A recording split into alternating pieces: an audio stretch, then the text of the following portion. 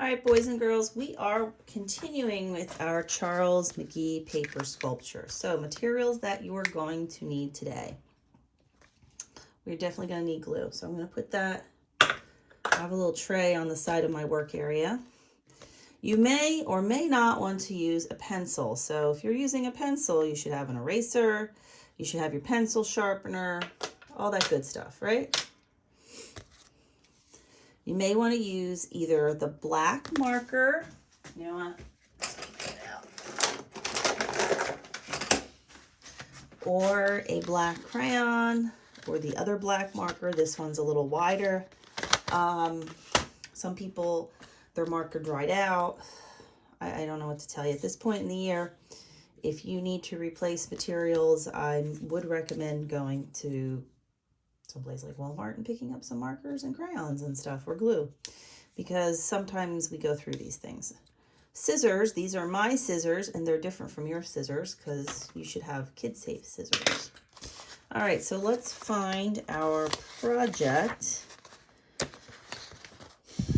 So I have 3 pages. I have this texture page that I made with the crayon. I have these long pieces that I made.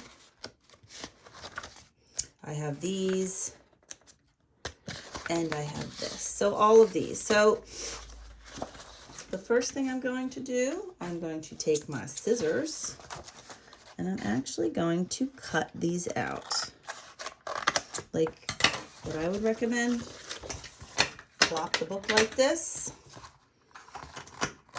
and just cut away. Does it have to be perfect? Nope, not at all. Now, I'm going to take my sketchbook, fold it up. There's my scrap paper for when I do things that bleed, and I'm going to put it away. So I have it for next time. So now, here's the thing. I'm going to think about, if you didn't do this already, you want to think about what piece is going to be the base. So everything's going to get glued to that piece, and I already know that I'm going to use this piece. Why? Because it's just flat. It's got a texture. It's really interesting. I'm just shutting my door. That's drawer. I have a art drawer. It's a really interesting texture. I thought about just putting it on white. I did not want to. A lot of McGee's work, he has a variety of shapes and stuff going on. So you also, at this point, I want to give you the option of also doing any patterns on the other side. Now with K-2, I automatically said, you know what, boys and girls, we're going to do patterns on the other side. And they were like, yay, because, you know, they're K-2. But if you would like to at any point do some patterns, or another thing I might suggest you do, you could just take a crayon. I'm actually going to use a different crayon. I'm going to tell you why. These are my fancy crayons, but you'll notice that these crayons have seen a lot of love. And I want a gray crayon. And the reason I want gray is I just want to add a different color. So instead of going on and doing a whole bunch of patterns and shapes on the back, and you're going to see why this is going to be important, I'm just going to take this gray crayon out. You could use a color if you really want to. So if you want to just put red on the back, choose either a primary or a secondary color. So red, yellow, purple, green, blue, orange. Or you could choose a neutral color, gray. I don't know if white would work, but I'm going to use gray, black. All of those would work. And let's go ahead and color the back of these papers.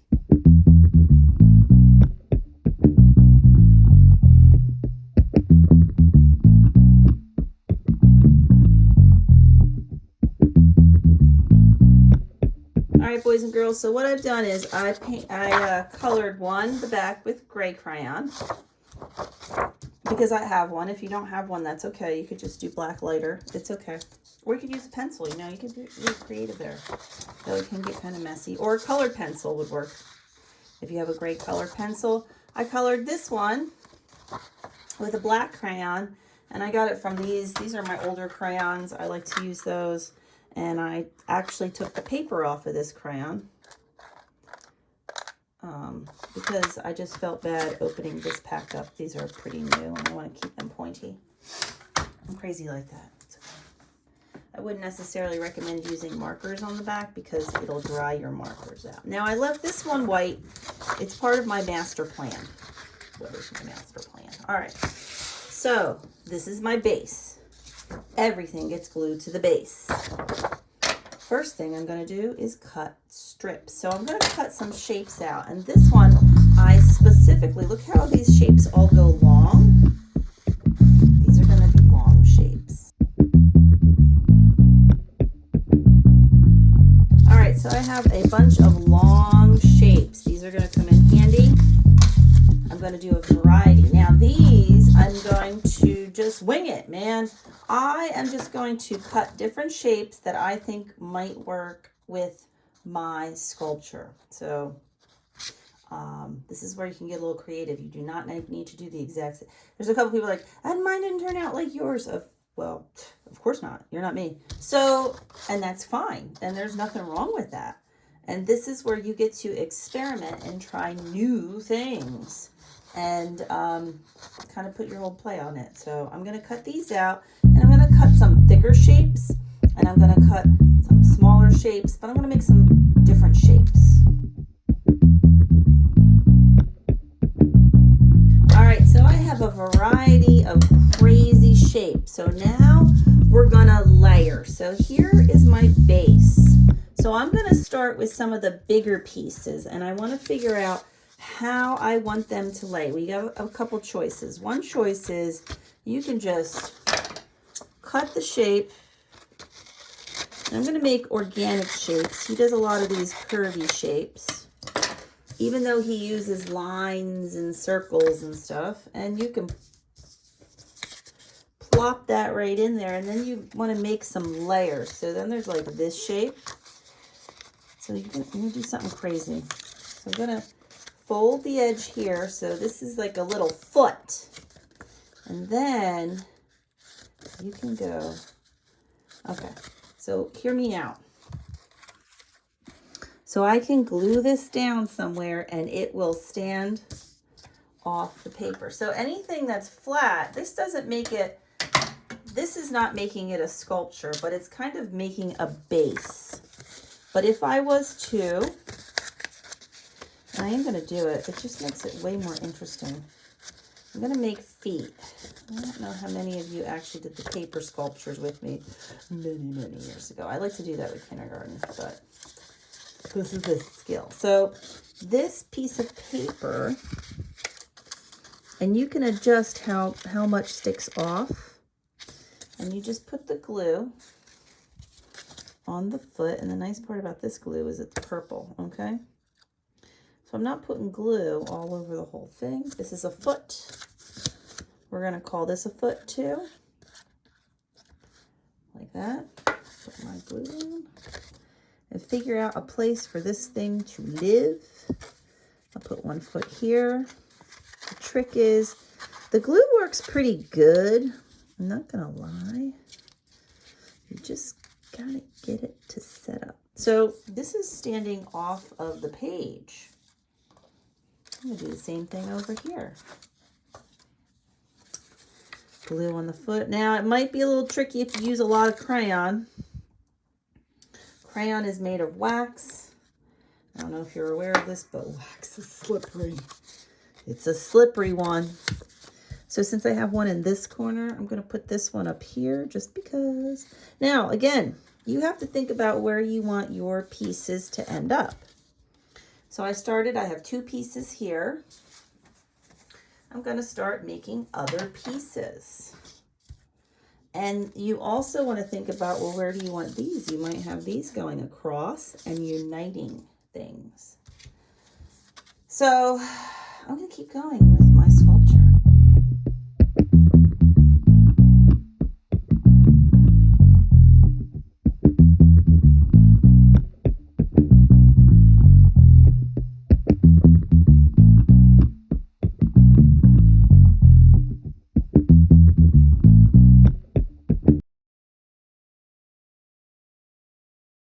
All right, boys and girls, so you see I have several layers. I'm going to put this aside. I'm not done yet.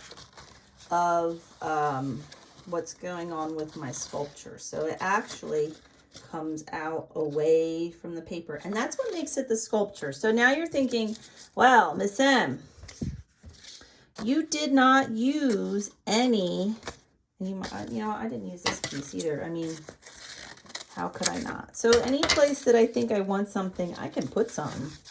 There are no rules to the levels that I have. Now, you'll notice that I saved the skinny ones for last. So with the skinny ones, these are really, think of this like an amusement park, people. Like a roller coaster. Remember when we used to do those things? Those are great. So you can now make feet. Wait until you see what I do. So glue on the feet, right? Lots of glue.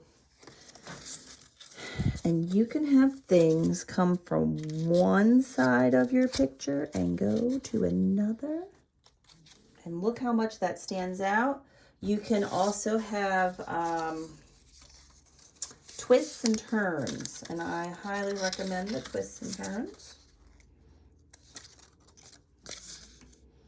Perhaps I'll do it with this piece. So I'll do a spiral.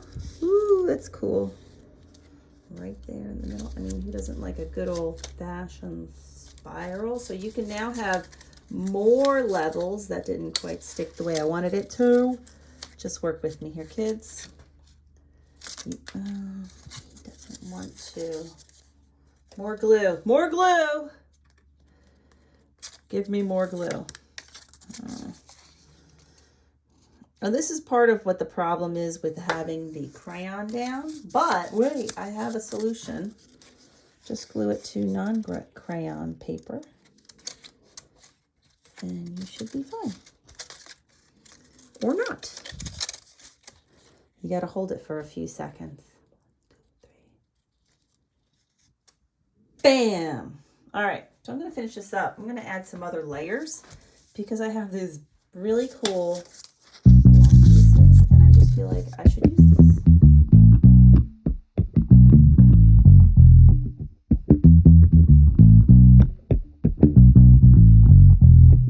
All right, so here it is. Here's the finished piece. And now you can see why I was like, yeah, you might want to color the back side in case you flip some of these around. So I have a sculpture. You can look at this from, I mean, look, it's like a tunnel. You can look at this from every different side. And it has all kinds of stuff going on, which I think is just crazy. I mean, look at that. Look at this. If you hang it on the wall, it comes out at different levels. So this is my Charles McGee inspired sculpture. It is made out of paper, markers, crayon, paper, marker, crayons, colored pencil, a bit of glue, and bammo, you have a sculpture. It takes up space. It takes up height. See how tall it is? It takes up length. Length is this way. Width and height. So you need to finish your sculpture. Then when you're done, go ahead and you may be like me, you may have extra supplies left over, or you might actually try to find a place for those things to live. Like this is my extra stuff. You don't have to use every single piece if you don't want to. You do need glue though. But you want to have it full. And he would have his sculptures with like pieces hanging off. They were a regular shape. So even though I started with a rectangle as the base, it's kind of hard to see that it is a rectangle because you got stuff growing all over it. And a variety of, and I don't have a lot of colors. I have gray, black, and white. And that's how he worked. He worked with mostly gray, black, and white. Sometimes he'd add like another color, like a brown or a red, and that's it. And it was very simple in the amount of elements he had, but it was very complex or complicated in the way that he arranged things. So this is all about arranging. So take your time arranging the pieces. Make sure they're glued really good.